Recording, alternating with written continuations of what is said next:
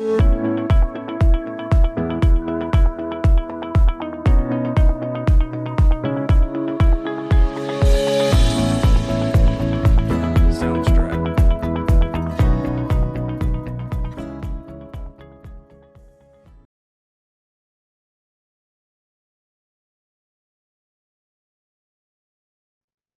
everyone, and welcome to this Thursday's webinar. My name is Calbe Tingstad. I am a lawyer at Beresford Booth. My practice is primarily transactional, and the litigation that I specialize in is primarily business divorce litigation, so disputes among shareholders and in corporations and members in LLCs. And today we're going to talk a little bit about how conflicts of interest can arise between counsel and shareholder and LLC member disputes, how you can spot these conflicts and think proactively about them so that they don't cause problems, but instead can be used for the benefit of your clients when you find yourselves in this type of scenario. So first and foremost, before you can talk about a conflict of interest and how to solve it, you got to first know what it is. And here we're dealing with RPC 1.7, which is concurrent conflicts of interest. And there's two types of concurrent conflicts. There's where you have current clients that are directly adverse to one another. Traditionally, we think of that as plaintiff versus defendant. There's also a concurrent conflict of interest where a lawyer feels that there's a significant risk that one representation of one client can materially limit the representation of the other. And a lot of times, and specifically in shareholder and LLC member litigation, these conflicts that will arise are not going to be waivable. A lawyer, by definition, will not be able to have a reasonable belief that they can competently and diligently represent both clients at the same time.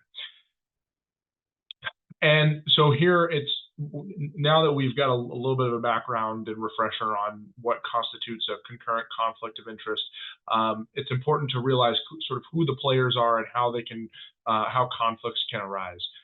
In every single business divorce case, whether it's among shareholders, directors, officers in a corporation, or members and managers in an LLC, there's going to be basically the same players. You're going to have the corporation, or if it's an LLC, the company, and you're usually going to have a contingent of the majority and a contingent of the minority. And a lot of times what we see is the majority, the counsel that represents the majority, because normally it's the individual lawyer that has the relationship with the majority, will simultaneously try to represent the corporation. And this is where a lot of problems come in, because if a minority shareholder or a minority member is making claims for oppression or some sort of breach of fiduciary duty, there is inevitably going to be a derivative aspect of that. Which basically, essentially means that the minority is not only going to be making claims on behalf of themselves, but also on behalf of either the corporation or the company. And so if a majority shareholder or majority members counsel represents both the majority and the company simultaneously, a concurrent conflict of interest will arise, because by definition, the minority is saying that the corporation has a claim against the majority, and even though that claim is being brought derivatively by the minority on behalf of the corporation or the company, that claim is still creates a concurrent conflict of interest. And so a lot of times at the outset of cases, you will see a counsel for the majority who will appear, and they will note their appearance as both representing the majority and the corporation simultaneously. And that's where problems can arise, specifically because then the minority will have the ability to say, whoa, you can't represent either one of those, and you get conflicted out. This is why we want to be thoughtful about conflicts of interest in these types of disputes, because if counsel is able to identify the potential conflict before it arises, then counsel will be able to competently recommend to the client, hey, look, I can represent you in your capacity as a majority, but not in your capacity, but I can't represent the corporation because of that conflict. And this also brings in, well, what happens when you've got a lot of players that are involved in the game, so to speak? A lot of times you have it, when you're dealing with boards, and you can deal with boards in a corporate context, but a lot of times we see LLCs with a management structure that are boards. And so the council should be asking themselves at the outset, if you're dealing with multiple players here that have, if they, maybe some of them wear multiple hats simultaneously, or maybe there are just a whole bunch of individual players and each one of them wears a different hat.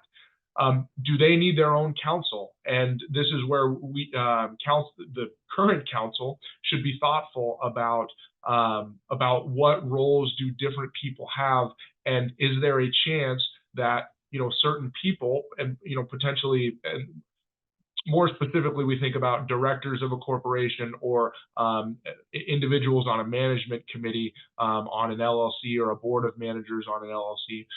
If they're going to be making decisions that will affect the outcome of the litigation, should they also have their individual counsel, so that their counsel can work together with counsel for the company, potentially counsel for the majority, or counsel for the minority, depending on the circumstances, to work together to create an optimal outcome in the litigation. And this is where, again, counsel should be thoughtful from the outset about these types of things, because if there is a misstep and counsel ends up representing two parties that ends up in a concurrent conflict of interest, then you're opening the door for opposing counsel to use that and weaponize it to try and get counsel excluded, which at the end of the day is a bad thing, particularly for clients with their own counsel that have a significant amount of institutional knowledge about the claims that are in dispute. And so if there's one key takeaway that anyone that's out there is listening can walk away with, it's this one: choose trusted co-counsel, and choose it at the outset of the litigation, rather than being reactionary to opposing counsel trying to exclude you. It's a bad day when you file a notice of appearance, and a couple of days after that notice of appearance is filed, you get a letter from opposing counsel notifying you of a conflict of interest, and you have to address that and potentially withdraw because you weren't thoughtful about the potential conflicts from the outset of the representation. We are here at Beresford Booth. We step into a lot of positions where conflicts of interest arise, and we have to step in. And a lot of times we are able to acknowledge that a conflict would arise in the case that we're already in, and so we're trying to be proactive about that as well. And so if anyone out there has any questions or about these types of things, we're always available. I've got the QR code on the screen if you want to scan it. It has all of my contact information, and we thank you very much for listening today.